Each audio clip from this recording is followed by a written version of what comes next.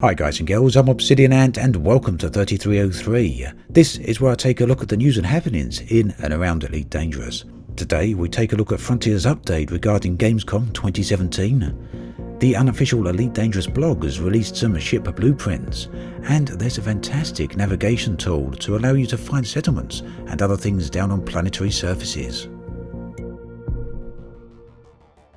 Gamescom is coming up in August, and Frontier have now confirmed that they will not be at the show floor this year. Instead, they're reserving their time for a special event later on in the year. Now it seems they're not talking about another trade show, but rather an event they're putting on themselves, maybe something similar to the launch event they did back in 2014.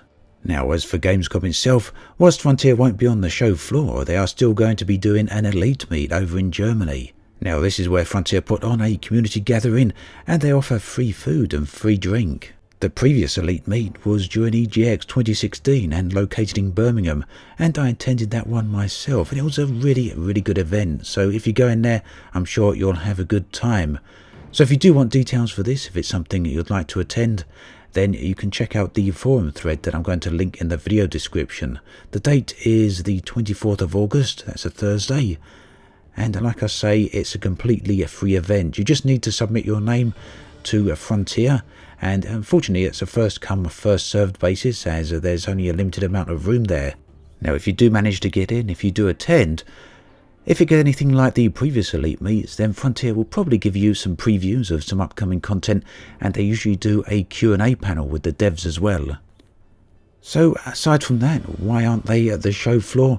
Well, it seems they want to reserve all their reveals for their special event that's coming later on. When that is, we don't know, but we do know they're going to be talking about all the updates that are coming after patch 2.4.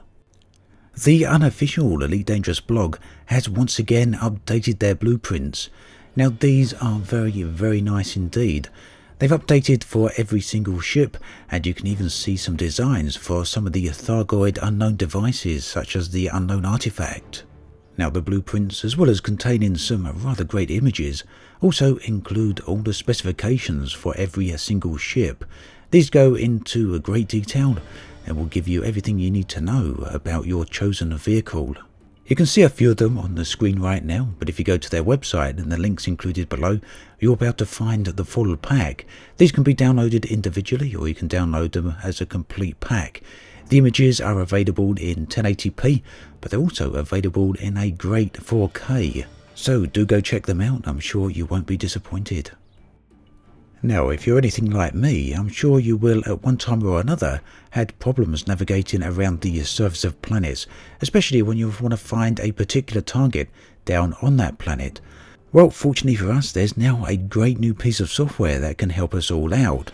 This has been made by Ashragon, and the software is called Edison. And right here, you can see an example of what it does. Clear to descent. Angle -43 degrees. Maintain heading 051. Distance to target 96 kilometers. So essentially the software can read your current location and tell you which heading to go towards so you can reach your destination. Now it does this using OCR, reading the text that's on the screen via screenshots. It doesn't actually scrape data from the program itself, as Frontier are really not up for that method. Yet it seems, judging from the video here, that this software is very effective indeed.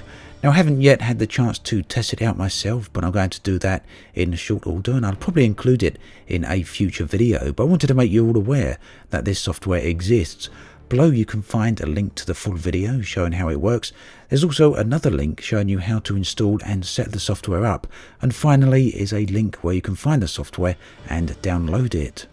Now it seems you need to actually mess with the software a little bit for every individual planet you visit, but nonetheless I think it's going to save people a lot of frustration, not to mention huge amounts of time. Last week Frontier made another nerf to the game. This one was for the Rum Tar mission, the one where you could go out and investigate the Guardian ruins and gain yourself a massive 200 million credits for the reward. Now this has now been decreased. The mission has a base payout of 100 million, plus an additional bonus of 10 million. That's down from the additional bonus of 100 million.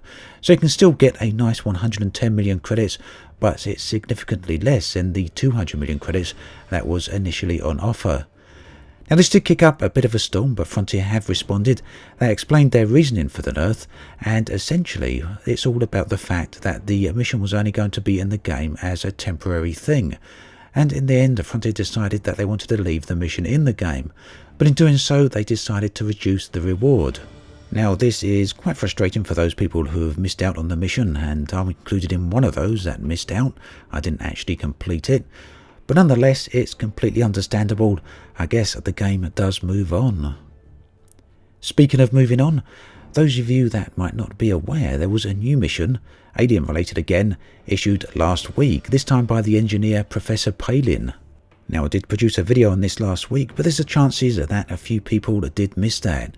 Essentially, if you go and dock at Obsidian Orbital, you'll be granted a mission from Palin the instant you land. Now this will come in your inbox at the top of the screen. And what Professor Palin's asking for is some unknown material deliveries. These come in the form of unknown biological matter, unknown technology, and other unknowns that are found at the new Thargoid structures. Now in a video from last week, I did mention that you need corrosive resistant cargo racks to be offered the mission, but it turns out that's not true. It may just be a bug that some people landing at the station weren't granted the mission until they had those racks fitted. But many other people have been given the mission without any problem, even without the corrosive resistant racks.